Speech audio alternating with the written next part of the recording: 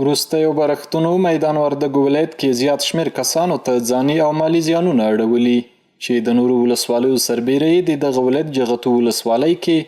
4 کسه شهیدان او 4 نور ټپیان کړي چې د پیښو سره د مبارزې آمادګۍ ریاست له لوري یې له کورنیو سره نغدي مرستې وشوې.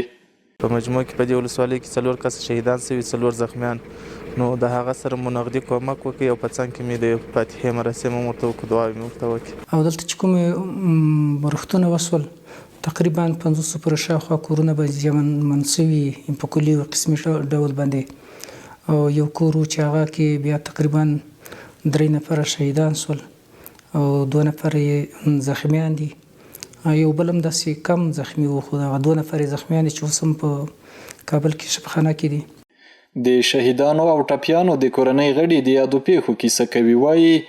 د اسلامي امارت مسؤلینو ورته پر وخت رسیدنه وکړه او دغه نغدي مرستې په پار ترې خوښي څرګندوي. دغه د کور چیختان د ما د تره زوی دی دا ځنې وتلی و یو بل ځای ځان ته ځای جوړي وي پوه شولې دا ځای ډېر ژوبل ورسره زیتي نو دا چې وتلی و نو وروسته دغه نه دغه ځای تللی و دغه د کور هغه په د کور کې و موجود و نو زیتي د کور پرې لوېدلی و چې بیا د کلي خلک ورته راغلي وو بیا یې تقریبا چې دغه